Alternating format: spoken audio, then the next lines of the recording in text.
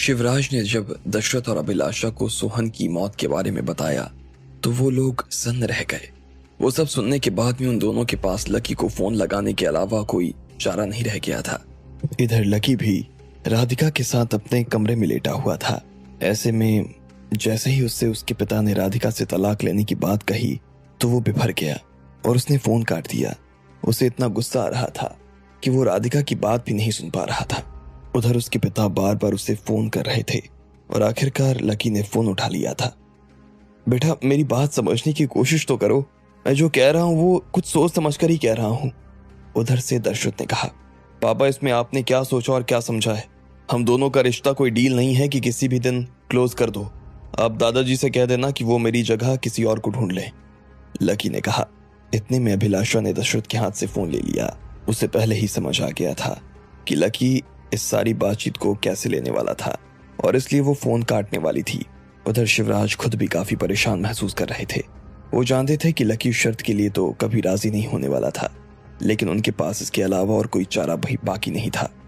Lucky बेटा, हमें पता है कि हम जो कर रहे हैं वो सही नहीं है। हम तुझसे बहुत गलत चीज की मांग कर रहे हैं, लेकिन तू जरा समझने की कोशिश कर बेटा। हमें खुद ये चीज बुरी लग रही है। दशरथ ने फिर से अभिलाषा से फोन लेते हुए कहा, क्या मजबूरी है मुझे बताओ, मैं आपको सॉल्यूशन निकाल कर देता हूं, लकी ने कहा। उसका ये जवाब सुनकर फिर से दशरथ और अभिलाषा एक दूसरे का मुंह देख रहे थे। उन्हें समझ में नहीं आ रहा था कि लकी को वो अपनी मजबूरी के बारे में किस मुंह से बताएं। बोलिए ना, उधर से लकी ने फिर से कहा। लेकिन इससे पहले कि दशरथ कुछ कह पाते, अभिलाषा ने उनके हाथ से फोन लेकर काट दिया। ये क्या कर रही हो तुम? दशरथ ने पूछा। खुद शिवराज भी उसका ये व्यवहार देखकर हैरान हो गए थे, लेकिन अभिलाषा ने फोन को अपने हाथ में पकड़ा और कहा, मेरा बेटा राधिका से अलग नहीं होगा। पापा जी, आपके निर्मोही बाबा ने आपसे जो भी कहा होगा, लेकिन उसकी सजा मेरा बेटा नहीं भुगतने वाला है। लेकिन अभिलाषा, बस बहुत हो गया, बहुत हो गया दशरथ। मेरा बेटा पहले ही बहुत कुछ सहन कर चुका है। कोई भी बाबा कल को मुंह उठाकर मेरी बहू के बारे में कुछ भी कहेगा और मैं मान लूंगी। हम साइंस के जमाने में जी रहे हैं और फिर भी इन बातों पर विश्वास कर रहे हो। अगर परिवार को बचाना है, अग्रवाल ग्रुप ऑफ कंपनीज को आगे काम करना है, तो उन्हें लकी को राधिका के साथ एक्सेप्ट करना पड़ेगा, और नहीं तो कोई बात नहीं है। रोज नई कंपनीज बनती हैं और रोज नई कंपनीज बंद भी होती हैं।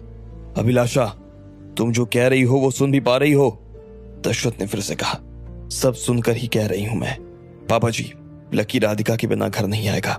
आगे आपकी जो मर्जी है आप कर सकते हैं, अभिलाषा ने कहा और शिवराज के सामने हाथ जोड़ लिए।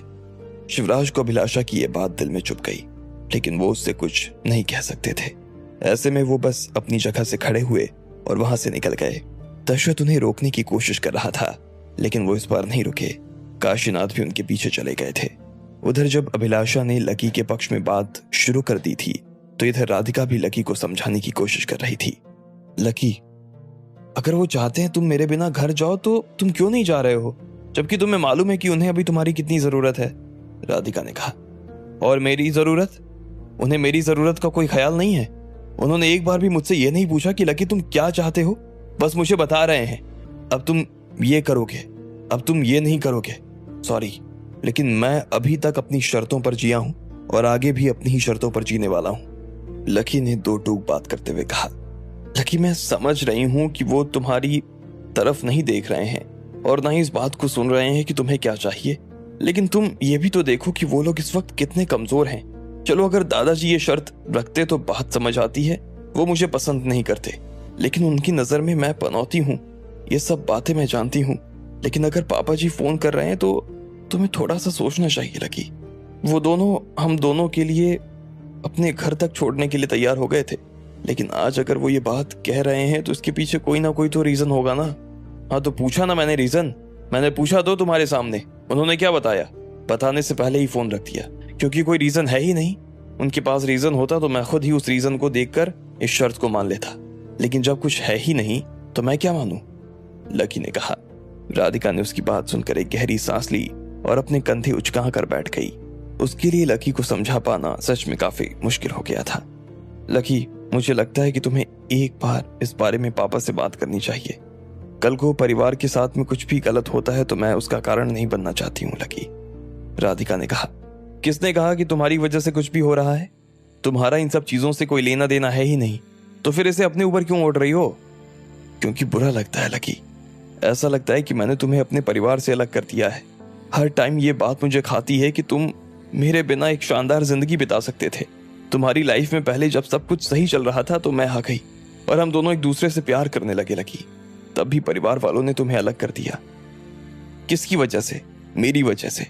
उसके बाद जब मैं होटल से गिरी और मेरी याददाश्त चली गई, तब भी तुम्हारी जिंदगी में लगभग सब कुछ ठीक हो गया था। तुम अपने घर तक चले गए थे, लेकिन उस वक्त पता नहीं क्यों मुझे वो डायरी मिली और लकी मेरे सीने पर मुझे ये एक बोझ जैसा महसूस होता है कि मेरी वजह से तुम अपने घर से दूर हो गए हो। मुझे दादाजी ने पनौती कहा। सच में मुझे उनकी बात का कोई बुरा नहीं लगा। मुझे बुरा इस चीज का लगा कि मैं तुम्हारे लिए पनौती हो गई हूँ। तुम जैसा आदमी जिसे देश का सबसे बड़ा परिवार संभालना चाहिए, वो मेरी जैसी लड़की के चक्कर में इस छोटे से घर में बैठा हुआ है, अपने माँ बाप से दूर, अपने परिवार से दूर। राधिका ने बिलखते हुए कहा। यह सब कहते हुए उसके आंसू रुकने का नाम ही नहीं ले रहे थे। लकी ने जब उसके मुंह से यह सब सुना तो वो सन्न रह गया। उसे उम्मीद नहीं थी कि राधिका के दिमाग में यह सब चल रहा था। उसने फौरन राधिका का हाथ पकड़ा और उसे अपने पास खींच लिया। उसने उसका चेहरा अपने सीने से लगाते हुए कहा, राधिका नहीं, तुम बहुत गलत सोच रही हो। तुम्हारी वजह से मैं कहीं नहीं फंसा हूं। तुम्हारी वजह से मैंने मेरी जिंदगी में कुछ भी गलत नहीं किया, ना ही मेरी जिंदगी में कुछ गलत हो रहा है। भले ही मैं अपनी जिंदगी में कुछ भी कर सकता हूं, लेकिन मैं वही कर रहा हूं जो मैं करना चाहता हूं राधिका। मैं तुम्हारे साथ जीना चाहता हूं, तुम्हारे साथ ही मरना चाहता हूं। हमें अगर कोई अलग करने आएगा तो मैं उससे ही अलग हो जाऊंगा।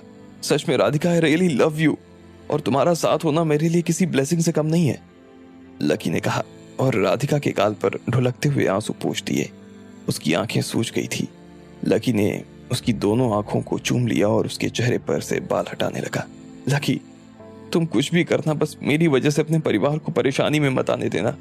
कभी नहीं, कभी नहीं राधिका। मैं परिवार से बाहर रहकर भी उनके लिए वो सब कर सकता हूं जिसकी उन्हें जरूरत है। तुम चिंता मत करो, जल्द ही सब कुछ ठीक हो जाएगा, लकी ने कहा और राधिका को कसकर गले लगा लिया। उधर जब लकी और राधिका अपने कमरे में बात कर रहे थे, तब इधर शिवराज भी अपने कमरे में आ गए थे।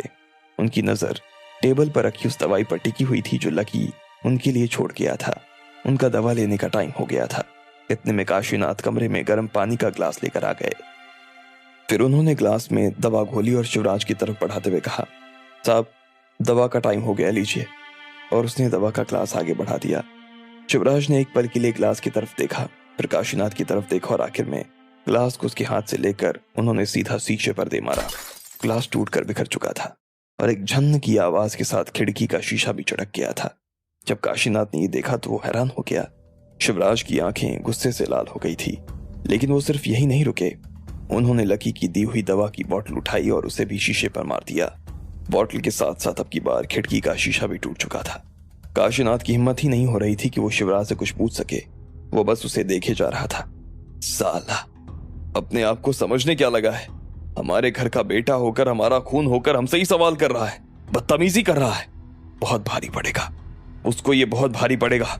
मैं छोड़ूंगा नहीं उसको, शिवराज ने अपनी फूलती हुई सांसों के साथ में कहा। वो भयंकर गुस्से में नजर आ रहे थे। काशीनाथ की जब कुछ भी कहने की हिम्मत नहीं हुई तो वो सारा शीशा साफ करके वहां से निकल गए।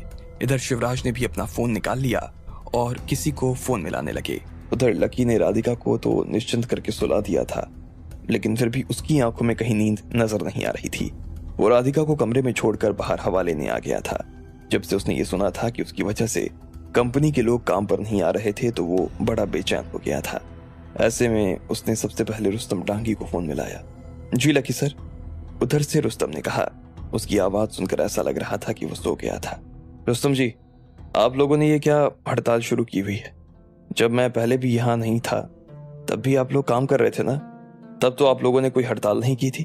फिर अचानक प्रफुल्ल के जाने के बाद आपको मेरी इतनी याद कैसे आ रही है? क्या आपने काम ही रुकवा दिया? लकी का सुर काफी कड़ा नजर आ रहा था। लकी सर, मुझे हड़ताल के बारे में खबर तो लगी है, लेकिन वो बात यह है कि मैं उसमें बैठा नहीं था। मैं तो खुद किसी मीटिंग के लिए चाइना गया हुआ था। उसमें वसीम और प्रतीक जरूर बैठे थे। अगर हम उनसे बात करेंगे तो शायद ज्यादा ठीक से समझ आ जाएगा, रुस्तम ने घबराते हुए कहा। लकी की आवाज सुनते ही उसकी नींद खुल गई थी। हाँ तो लो जरा दोनों को कॉन्फ्रेंस पर। जैसे ही लकी ने यह कहा कि इतने में रुस्तम ने वसीम और प्रतीक को कॉन्फ्रेंस में जोड़ लिया। लकी ने उन दोनों को भी लताड़ लगाते हुए वही बात कही जो उसने रुस्तम से कही थी, और फिर आखिर में बोला, अगर आप लोगों की वजह से कंपनी का काम बिगड़ा और इस वजह से दादाजी को ज्यादा परेशानी हुई ना, उनकी तबीयत खराब हो गई, तो याद रखना मैं आप लोगों को कभी माफ नहीं करूंगा। लकी सर, वो बात ऐसी है कि हम खुद हड़ताल पर नहीं बैठे थे, हमें तो हड़ताल पर बैठाया गया था। हम शिवराज सर को परेशान नहीं करना चाहते थे, लेकिन हमें अंदर से ही किसी ने कहा था कि हड़ताल पर बैठो और तब तक बैठे रहो जब तक आप वापस नहीं आ जाते। उधर से वसीम ने समझाते हुए कहा। लकी ने जैसे ही उसके मुंह से ये सुना तो वो हैरान हो गया। उसे समझ नहीं आ रहा था कि ये सब करवा कौन रहा था। जब लकी इधर उन तीनों से बात कर ही रहा था कि तभी उधर किसी और अंधेरी जगह पर एक आदमी के फोन पर बात करने की आवाज सुनाई दी। पानी सर से ऊपर निकल चुका है, अगर अब भी एक्शन नहीं लिया तो बहुत मुश्किल खड़ी हो जाएगी। समझने की कोशिश करो, अब मेरे पास में और कोई रास्ता नहीं बचा है। हाँ, मैं जो कर रहा हूँ सोच समझ कर ही कर रहा हूँ। मैंने सब तरह से कोशिश करके देख ली है, लेकिन अब काम उसी रास्ते से होने वाला है। हमें राधिका को ठिकाना लगाना ही पड़ेगा, तब लकी का दिमाग ठिकाने आएगा। उस आदमी ने कहा, ठीक है, लेकिन ये काम कब करना है? सामने से किसी ने पूछा। जितनी जल्दी हो सके उतना हमारे लिए अच्छा होगा। ठीक है, मैं तैयारी शुरू करता हूँ मिस्टर अग्रवाल। उस आदमी ने कहा और फोन काट दिया। इधर इस आदमी ने भी गहरी सांस ली और फोन काट दिया। अब आगे क्या होने वाला था? आखिर कौन था वो जो सभी को हड़ताल पर बैठने के लिए भड़का रहा था, और कौन राधिका को ठिकाने लगाने का सोच रहा था? आपको क्या लगता है, क्या होंगे इन सभी सवालों के जवाब? कमेंट बॉक्स में कमेंट करके हमें जरूर बताएं, और सभी सवालों के जवाब को जानने के लिए सुनते रहिए इंस्टा मिलियनेयर सिर्फ पॉकेट एफएम पर। लकी को जैसे ही दशरथ ने यह कहा कि उसे राधिका से तलाक लेना होगा, तो लकी का दिमाग खराब हो गया था। वो किसी भी हाल में राधिका से अलग नहीं होना चाहता था। राधिका भी खुद उसे मनाने की कोशिश कर रही थी, लेकिन लकी नहीं मान रहा था। उधर अभिलाषा ने भी शिवराज की मांग को खारिज कर दिया। शिवराज छोटा सा मुंह लेकर वहां से निकल गए, लेकिन उन्हें लकी के ऊपर बहुत गुस्सा आ रहा था। लकी ने जिस तरह से दशरथ को जवाब दिया वो उनसे सहन नहीं हो रहा था। वो लकी को सबक सिखाना चाहते थे। उधर लकी अपने परिवार की मदद करने की कोशिश कर रहा था, और उसने तुरंत रुस्तम को फोन मिलाकर हड़ताल के बारे में पता किया। सर, हमें किसी ने कहा था कि हमें हड़ताल पर बैठना है, इसलिए हम बैठ गए। बाकी आपसे बात हो गई है, और अगर आप कहेंगे तो हम कल से हड़ताल पर नहीं बैठेंगे, कल ही हड़ताल खत्म कर देंगे सर। उधर से प्रतीक ने कहा। लकी ने जैसे ही ये सुना तो उसकी त्योरियां जट गई। किसने कहा था तुमसे बैठने के लिए, उसका नाम बता सकते हो? लकी ने पूछा। फोन पर एक सेकंड के लिए सन्नाटा छा गया। उस आदमी ने लकी को अपना नाम बताने से मना किया था, लेकिन फिर भी अब जब लकी पूछ रहा था तो उनके पास में देने के लिए कोई जवाब नहीं था। मैंने पूछा किसने कहा था आपको हड़ताल पर बैठने के लिए? जब लकी ने थोड़ा जोर देकर पूछा तो अचानक से वसीम के मुंह से निकला, सर, निशांत सर और कुमारी मैडम ने, उन दोनों ने ही हमें धरने पर बैठने के लिए कहा था। वो कह रहे थे कि वो लोग खुद घर में धरना दे रहे हैं और ऑफिस में इसी काम के लिए हमारी मदद लेना चाहते हैं। हमने जब आपका नाम सुना तो मना करने का कोई चांस ही नहीं था, इसलिए हाँ कर दी। लकी ने जैसे ही निशांत और कुमारी का नाम सुना तो उसने अपना सिर पकड़ लिया। उसे लग ही रहा था कि इतनी बचकानी सी हरकत ये दोनों ही कर सकते हैं। ठीक है, अब तुम लोग कल से उन लोगों को बोल देना कि तुम्हारी लकी से बात हो गई है और सब लोगों को काम पर लगाना शुरू करो, लकी ने कहा और फोन काट दिया। इधर जब लकी अग्रवाल परिवार की मदद करने की जिसको भी इंस्टा मिलियनेयर स्टोरी के एपिसोड सबसे पहले सुनने हो तो वो जाके मेरे टेलीग्राम चैनल को ज्वाइन कर लो, मैं लिंक कमेंट बॉक्स में पिन कर दूंगा। कोशिश कर रहा था कि तभी अगले दिन निर्मला के पास में हिल्टन ग्रुप से एक कॉन्ट्रैक्ट आया। वो उसकी एक कॉपी लेकर शिवराज के घर पर चली गई। पापा जी, ये हिल्टन ग्रुप से एक नया टेंडर मिला है, हमें 20 करोड़ बॉटल्स की मैन्युफैक्चरिंग करनी है। हर बॉटल का प्राइस 200 रुपए तैयार हुआ है। इसके साथ में इस मेडिसिन को भी हमें बनाना है। कॉन्ट्रैक्ट अच्छा है, हमें इसे अपने हाथ से जाने देना नहीं चाहिए। निर्मला ने कहा, किस चीज की दवा है ये जो इतनी क्वांटिटी में बनवा रहे हैं? शिवराज ने पूछा और कॉन्ट्रैक्ट को ध्यान से देखने लगे। पापा जी, ये कैस्पर नाम की एक दवा है, मेडिसिन फील्ड में ये क्रांति है। प्रफुल्ल कब से इन लोगों के साथ में इस दवाई की रिसर्च पर लगा हुआ था। वो लोग फाइनल स्टेज में आ चुके हैं और इस बीच ये सब हो गया, लेकिन उन लोगों ने प्रफुल्ल का मान रखा और इसकी वजह से मैन्युफैक्चरिंग का कॉन्ट्रैक्ट हम लोगों को दिया है। इस दवा की खास बात यह है कि ये मिनटों में घाव भर देती है। अगर किसी को चोट लगी हो या कोई बड़ा घाव हुआ हो तो इस दवा की कुछ मात्रा उसके हाथ पर डालते ही ना सिर्फ खून आना बंद हो जाएंगे, बल्कि घाव भी पूरी तरीके से बिना किसी टांके के भर जाते हैं, निर्मला ने बताया। शिवराज ने जब दवा के बारे में सुना तो वो हैरान हो गए। ऐसी किसी दवा के बारे में तो वो पहली बार सुन रहे थे। आज तक उन्होंने ना तो इसका नाम सुना था और ना ही इसकी रिसर्च के बारे में उन्होंने कोई जानकारी ली थी। लेकिन प्रफुल्ल ने तो मुझे कभी ऐसी किसी दवा के बारे में नहीं बताया, ना ही हमारी रिसर्च एंड डेवलपमेंट डिपार्टमेंट से किसी चीज की खबर मुझे मिली है, शिवराज ने कहा। पापा जी वो लोग आपको बताना तो चाहते ही थे, लेकिन उन्हें लगा कि अगर फिर से एक्सपेरिमेंट फेल हो गया तो आप शायद उसे डांटेंगे, इसलिए वो चुपके से इसके बारे में रिसर्च कर रहा था। काफी टाइम से हिल्टन ग्रुप और प्रफुल्ल इस काम में लगे हुए थे। उसने रिसर्च टीम में भी सिर्फ हेड को ही इसके बारे में बताया था, बाकी किसी को कुछ नहीं कहा था, वरना लोग 10 तरह के सवाल करने लगते। अब फाइनली 4000 करोड़ का कॉन्ट्रैक्ट हमारे हाथ में है। इसके अलावा हर बॉटल के प्रॉफिट पर हमें 20% मिलेगा। ये दवा मार्केट में आते ही ना आग लगानी शुरू कर देगी। निर्मला के चेहरे पर खुशी देखकर और आवाज में आत्मविश्वास सुनकर शिवराज को भी यही महसूस हो रहा था। हालांकि ऐसी कोई रिसर्च अग्रवाल ग्रुप में नहीं हुई थी, इसके बारे में शिवराज को पता नहीं था, इसलिए उन्हें शक हो रहा था। फिर भी आखिर में उन्होंने अपना पेन उठाया और कॉन्ट्रैक्ट को आखिरी बार सरसरी निगाह से देखने लगे और उसके बाद ऊपर साइन कर दिया। निर्मला ने जैसे ही शिवराज का साइन उसके पेपर पर देखा तो उसकी जान में जान आ गई। उसने कॉन्ट्रैक्ट शिवराज से लिया और अपने बैग में रख लिया। इसके बाद उसने शिवराज की तरफ देखा और पूछा, आपकी तबीयत कैसी है? लकी की दी हुई दवा आप ले रहे हैं ना? शिवराज ने उसकी बात का कोई जवाब नहीं दिया और खिड़की की ओर देखने लगा। निर्मला ने देखा कि खिड़की का शीशा अभी भी टूटा हुआ था और टेबल पर कोई दवा नजर नहीं आ रही थी। ऐसे में वो समझ गई थी कि शिवराज ने दवा फेंक दी थी। वैसे बाबा जी एक बात कहूं, आप बुरा तो नहीं मानोगे? निर्मला ने पूछा। शिवराज ने नाम में सिर हिलाया और उसे पूछने के लिए इशारा कर दिया। पापा जी हमें लगता है कि अब हमें सच में लकी को बुला लेना चाहिए। मैं ऐसा इसलिए नहीं कह रही हूँ क्योंकि लकी को भी मेडिसिन की अच्छी नॉलेज है। अगर वो कंपनी में रहेगा और उसके अंडर रिसर्च चलती रहेगी तो हमारी फार्मास्यूटिकल ब्रांच और ज्यादा मजबूत हो सकती है। आज हमने कैस्पर बनाई है, उस दिन लकी ने पता नहीं आपको क्या दवा देकर 1 मिनट में ठीक कर दिया था।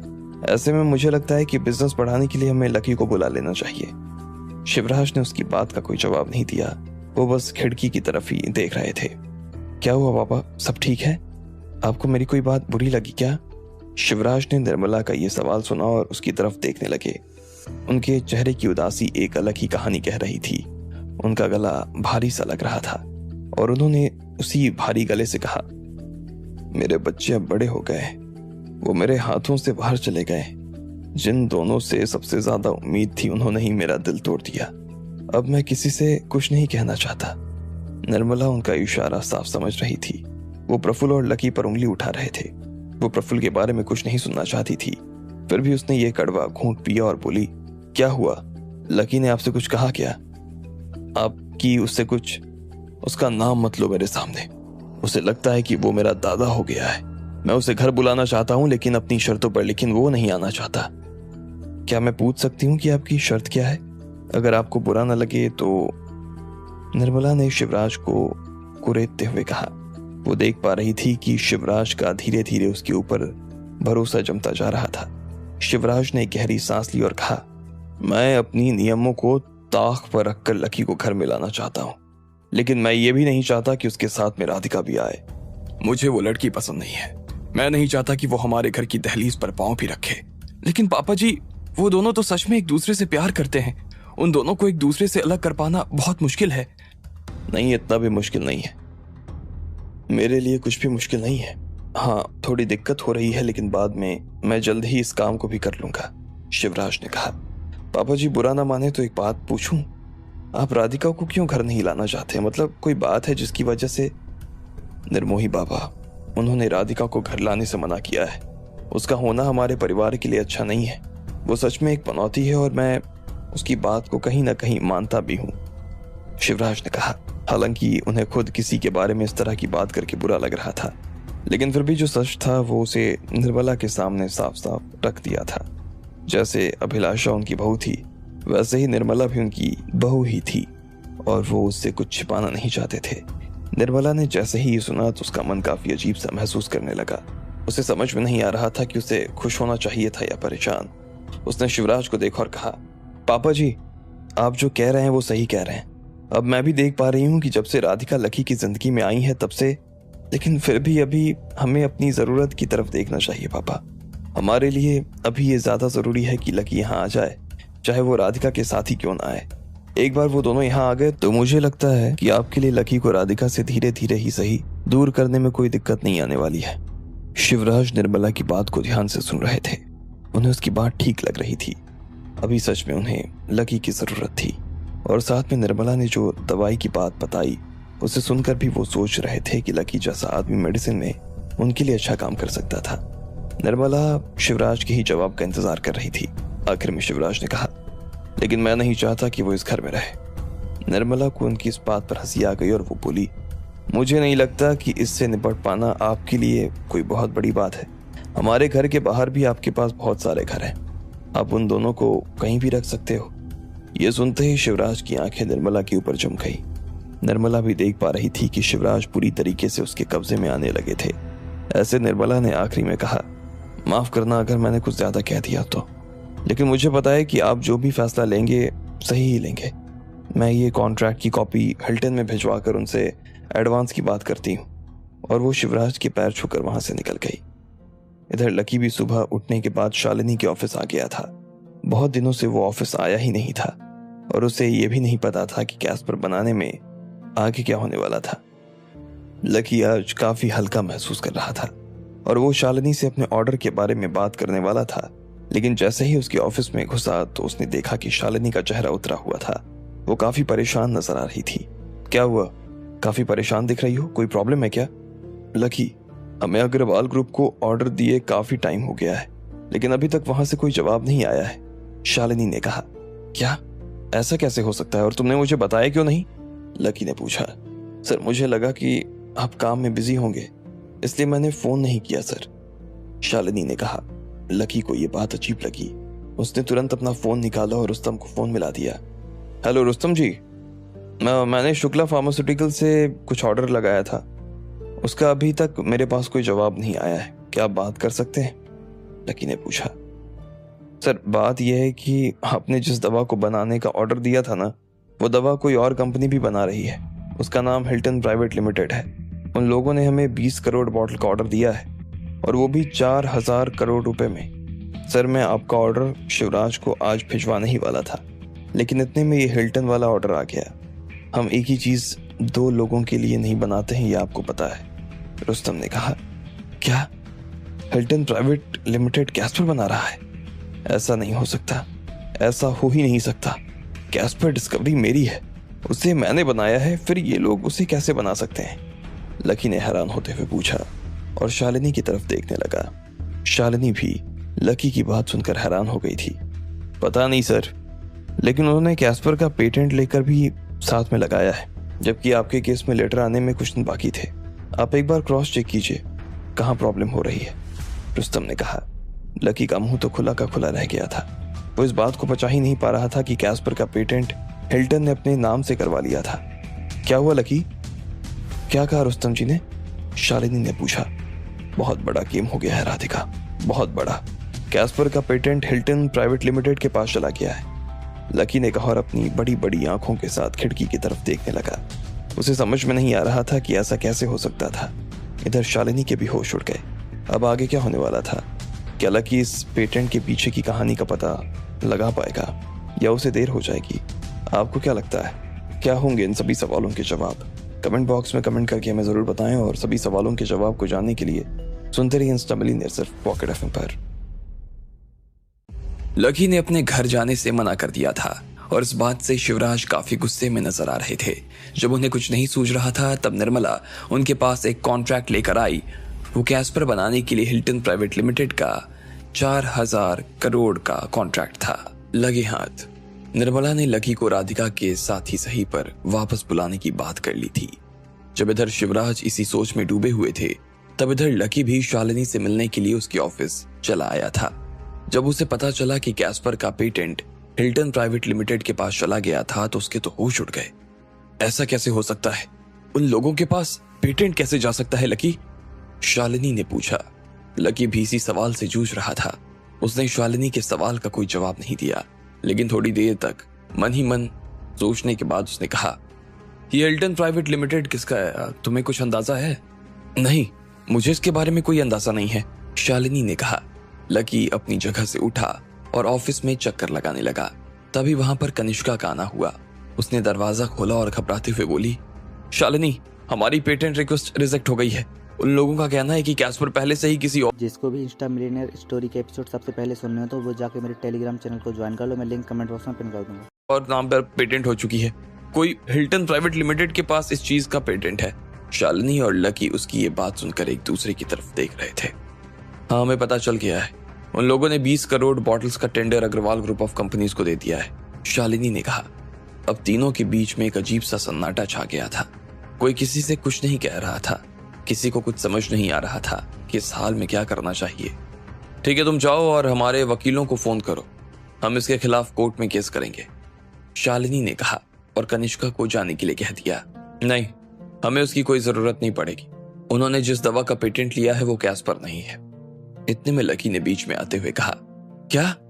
ये सुनते ही शालिनी और कनिष्का के होश उड़ गए और वो दोनों लकी की तरफ देखने लगी। शालिनी को जहां खुशी हो रही थी, वहीं कनिष्का को ऐसा लग रहा था जैसे उसके पैरों के नीचे से जमीन खिसक गई हो। हाँ, अगर वो कैस्पर होती तो उन्हें उसका पेटेंट मिलता ही नहीं। ये बात तुम भी जानती हो कि कैस्पर की रेसिपी सिर्फ हमारे पास है और वो भी कागज पर। हमारी रेसिपी तो ऑफिस से बाहर जा ही नहीं सकती, इसलिए उन्हें कैस्पर का पेटेंट नहीं बल्कि किसी दूसरी दवा का पेटेंट मिला है और इसमें गलती हमारी ही है। लकी ने बात को और ज्यादा उलझाते हुए कहा। लेकिन कैसे लकी? शालिनी ने पूछा। जैसे ही हम लोगों को यह खबर मिली कि कैस्पर उनके पास चली गई है तो मैं सोचने लगा कि ऐसा कैसे हो सकता है। बाद में मुझे याद आया कि कैस्पर की रेसिपी में मैंने वो 3 चीजें तो लिखी ही नहीं जिसकी वजह से कैस्पर यूनिक बनती है। अगर वो 3 चीजें ना हो तो वो एंटीसेप्टिक लिक्विड ही बनकर रह जाती है जैसे बाजार में मिलती है। मैं भी कितना बड़ा भुलक्कड़ हूँ। इतनी सारी चीजों को याद करने के चक्कर में मैं ये तो भूल ही गया कि रेसिपी पूरी नहीं है, लकी ने कहा और अपना सिर पकड़कर हंसने लगा। शालिनी को उसकी बात अजीब लग रही थी, लेकिन फिर भी वो उसके साथ हंसने लगी। इधर कनिष्का के माथे पर से तो पसीना आ रहा था, लेकिन उसके पास भी हंसने के अलावा और कोई चारा नहीं था। इतने में लकी ने पेन और पेपर उठाया और उसके ऊपर 3 चीजें और उनकी मात्रा लिखकर कागज कनिष्का को थमा दिया और कहा, ये जाकर रिसर्च एंड डेवलपमेंट टीम के हेड को दे दो।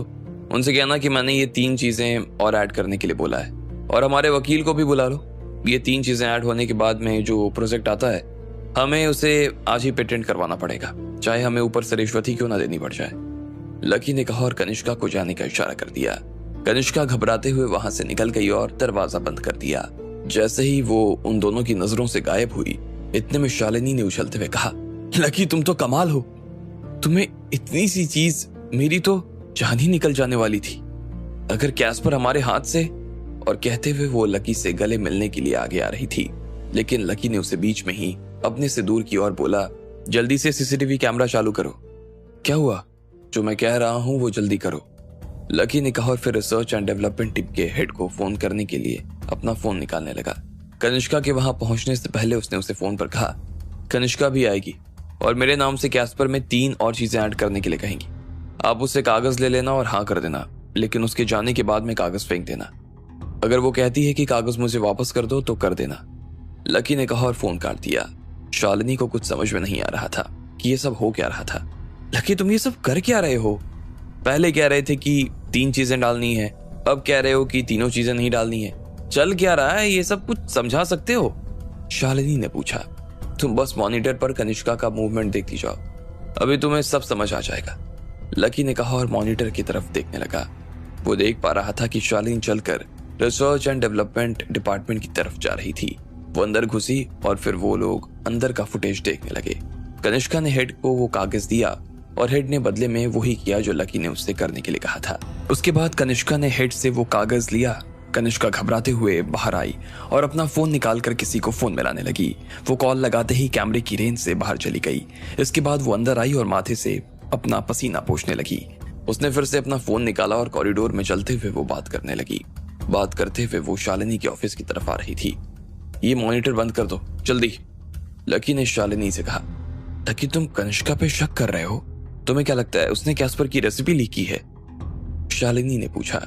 लकी ने शालिनी की तरफ देखा और कहा, मुझे सिर्फ शक ही नहीं है शालिनी, पूरा यकीन है कि ये उसी का काम है। अगर वो ये नहीं करती तो हमारी रेसिपी यहाँ से बाहर जा ही नहीं सकती थी। लेकिन अभी उससे कुछ मत कहना, उसे खबर नहीं लगनी चाहिए कि हम उसे फंसाने की कोशिश कर रहे हैं। पर लकी, तुम्हें उसके ऊपर शक? मैं कह रहा हूं ना, मुझे यकीन है। अगर तुम्हें यकीन ना हो तो एक काम करना, अभी उससे उसका फोन लेना और उसका कॉल लॉग चेक करना। वकील को फोन करने से पहले उसने जिससे फोन किया होगा उसका नाम तुम्हें गायब मिलेगा। जैसे ही लकी ने इतना कहा कि इतने में कनिष्का ऑफिस के अंदर आ गई। मैंने वकीलों को फोन लगा दिया है, उन्होंने कहा है कि वो लोग 1 घंटे में यहाँ पहुंच रहे हैं, कनिष्का ने कहा और शालिनी की तरफ देखने लगी। लेकिन ना जाने क्यों शालिनी का चेहरा उसे पहले जैसा नहीं लग रहा था। ऑफिस में आकर भी उसे कुछ अजीब सा महसूस हो रहा था। इतने में लकी ने शालिनी की तरफ देखा और उसे कुछ इशारा किया। शालिनी ने अपना फोन निकाला और किसी को फोन करने लगी। शिट यार, मुझे पुलिस को फोन करना था। और लकी, तुम अपना फोन दो ना, शालिनी ने कहा और अपना फोन चार्ज होने के लिए लगा दिया। मेरे फोन में बैलेंस नहीं है, लकी ने 2 टुक कहा। वैसे भी उसके हुलिये से ये माना जा सकता था कि उसके फोन में बैलेंस नहीं है। लकी यार, तुम भी ना। कनिष्का, मुझे अपना फोन दो, मैं कम से कम इसके पेटेंट की चोरी ना हो जाए, इसकी रिपोर्ट पहले ही पुलिस में लिखवा देती हूँ। लकी, तुम्हारे पास शिवेंद्र जी का नंबर तो होगा ना, शालिनी ने पूछा। कनिष्का अपना फोन देने में 1 सेकंड के लिए हिचकिचा जरूर रही थी, लेकिन उसके पास में फोन देने के अलावा और कोई चारा नहीं था, इसलिए उसने घबराते हुए अपना फोन दे दिया। शालिनी ने शिवेंद्र का नंबर लगाने के बहाने कनिष्का का फोन चेक करना शुरू कर दिया। सच में उसमें वकील से पहले किसी के फोन की एंट्री ही नहीं थी। ऐसे में उसे समझ में आ गया था कि लकी जो कह रहा था सही कह रहा था। चलो छोड़ो, मुझे नहीं लगता कि इस सब की जरूरत है। जब किसी के पास इसकी रेसिपी है ही नहीं तो पुलिस से शिकायत क्यों कर दी, शालिनी ने कहा और उसका फोन उसे वापस लौटा दिया। तो मैं अब चलूं, कनिष्का ने पूछा। हाँ, तुम जा सकती हो, जब वकील आ जाए तो वापस आ जाना, लकी ने उसे बाहर भेजते हुए कहा। कनिष्का जल्दी से वहां से बाहर निकल गई। उसके चले जाने के बाद में शालिनी अपना सिर पकड़कर बैठ गई। लकी भी उसके सामने वाली कुर्सी पर आकर बैठ गया था। लकी, ये सब क्या हो रहा है? मैं तो इस लड़की के ऊपर इतना भरोसा करती थी, और किसी पर एक हद से ज्यादा भरोसा नहीं करना चाहिए। मुझे तो लगता है कि किसी ने पहले भी कैस्पर की रेसिपी लीक की थी, लकी ने उसकी बात को बीच में काटते हुए कहा। शालिनी ने अपना चेहरा ऊपर उठाया और लकी की तरफ देखते हुए बोली, लेकिन अब हम क्या करेंगे? हमारे हाथ से पेटेंट तो चला गया, हमारे सारे सपनों पर पानी फिर गया लकी। हम शुक्ल फार्मास्यूटिकल को जहां ले जाने की सोच रहे थे, उन सारे सपनों पर मिट्टी डाल दी है इस लड़की ने। मैं इसको इतनी अच्छी सैलरी दे रही थी, इसका काम जितना अच्छा नहीं था मैं उससे ज्यादा इसे पैसे दे रही थी, और फिर भी इसने हमारे साथ ऐसा किया लकी। शालिनी ने भरी आंखों से कहा, देखो अब जो हो गया सो हो गया, उसमें हम ज्यादा कुछ नहीं कर सकते। और भले ही अभी सिर्फ पेटेंट गया हो, लेकिन दवा तो बाजार में नहीं आई ना। मैं भी रुस्तम को बोलकर इस ऑर्डर का प्रोसेस रुकवा देता हूँ, और शाम को हम ये पता लगाते हैं कि आखिर कनिष्का ने ये फॉर्मूला दिया किसे, लकी ने कहा और घड़ी देखने लगा। शाम होने में अभी काफी देर था।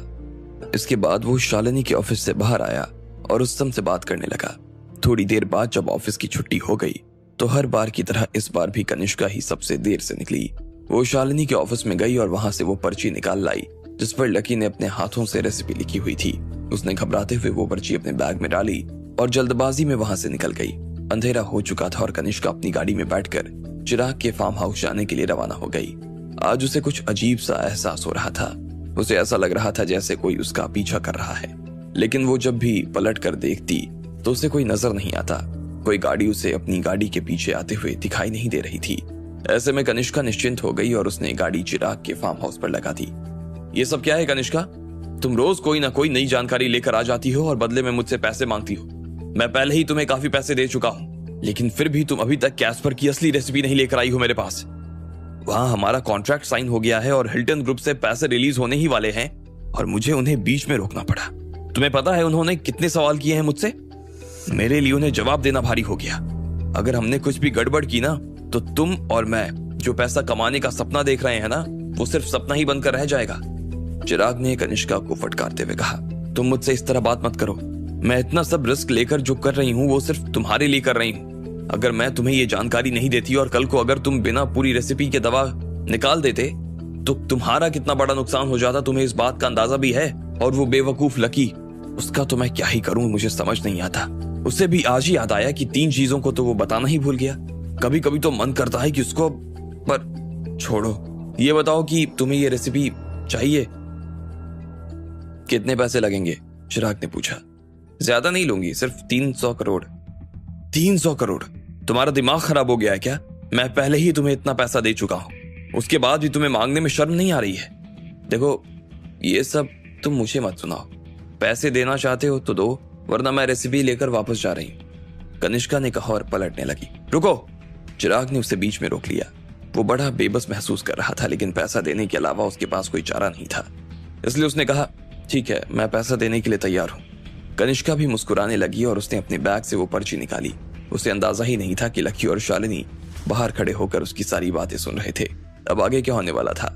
क्या करने वाले थे लकी और शालिनी? आपको क्या लगता है, क्या होंगे इन सभी सवालों के जवाब? कमेंट बॉक्स में कमेंट करके हमें जरूर बताएं। और सभी सवालों के जवाब को जानने के लिए सुनते रहिए इंस्टा मिलियनेयर सिर्फ पॉकेट एफएम पर।